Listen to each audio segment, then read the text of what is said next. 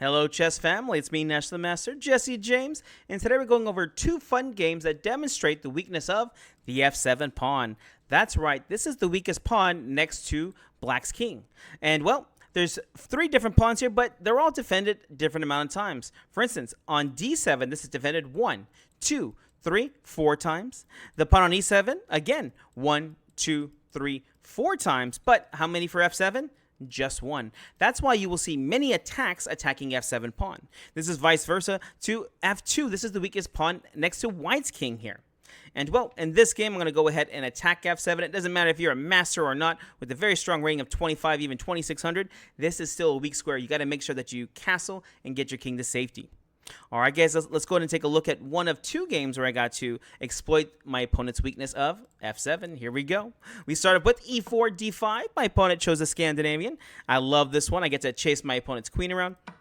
Pawn takes on d5, queen takes on d5, knight c3, developing with the threat, attacking the queen. The queen went back to d6. This is a very solid square for the queen to run to. The other square being a5. And here, well, like any good attacker, we must develop our pieces. So, pawn to d4. My opponent played pawn a6, a very interesting move. The idea is to try to expand on the queen side. That's all right. I like to develop my pieces. The pieces are going to be the fastest way to attack your opponent. So, develop knights before bishops. Knight to f3 got played. Here, my opponent played b5, and here I found a way to try to exploit this. I played pawn to a4. And the idea is here, well, I'm threatening to take the b5 pawn, so either they must take or play pawn b4, which is what I want. Why? Because after b4, now I get to move my knight and attack the queen. Here I played the knight to e4. And my opponent played, I'll go ahead and say it, a lazy move here and played the queen back to d8. There's definitely better squares for the queen to move to, but I can understand my opponent. The queen is very safe on d8, but there is other squares you can move the queen to make attacks, but you have to worry about it being attacked itself. So, okay, queen d8 got played. Definitely not losing the game here.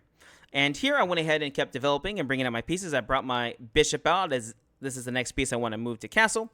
Bishop to c4, and here I'm putting pressure on the weak f7 pawn. And here, unfortunately, my opponent, they played a blunderous move of knight to d7. It is now White's turn. What do you play here? Well, hopefully this doesn't take you too long to figure out. Here, the idea is about attacking f7. And believe it or not, we're going to get our double exclam of the game in play. Bishop takes on f7. And, well, Black has to take here. There's no other move. So, king takes on f7. And now, here I continued with knight e to g5 check. And here my opponent just has no good moves to move to. Where do you move this king? Here you have three squares. And believe it or not, the best square is losing your queen. But here, king e8, king f6, or king g6. Which one is the best? All right, if you haven't already, go ahead and give us that like and subscribe. Remember, liking this is going to share this with other chess players. So, what's the move here?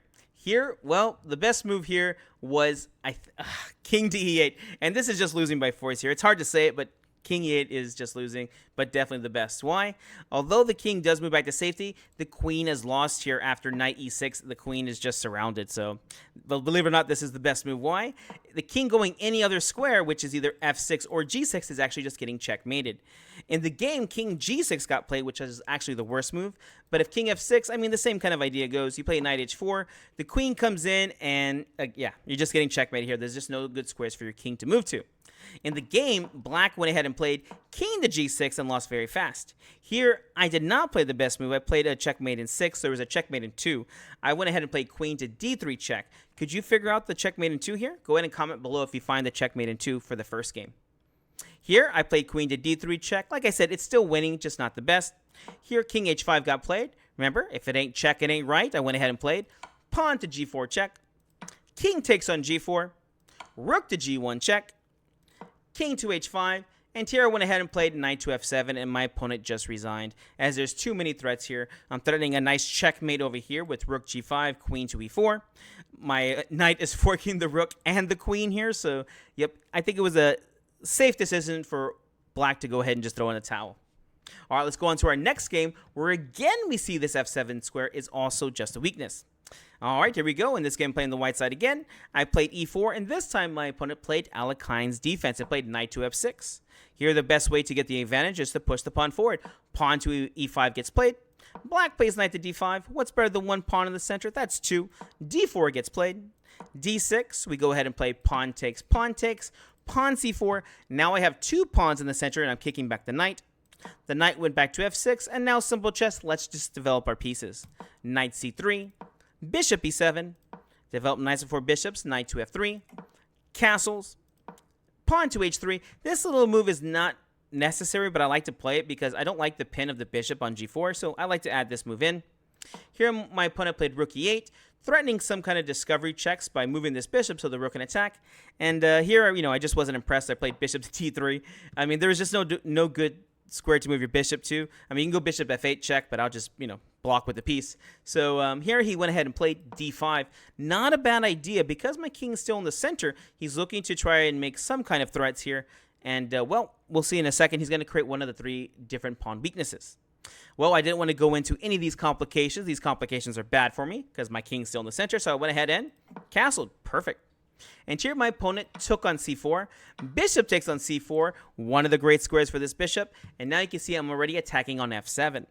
Why did my opponent choose this position? Well, this is actually not such a terrible position because they have given me what's called the isolated pawn. Now, if they do take me to endgame, I'm going to get to a very good position because, well, I'm sorry, if they take me to endgame, I'm going to be in a very bad position because this is one of the 3 different type of pawn weaknesses, the isolated pawn.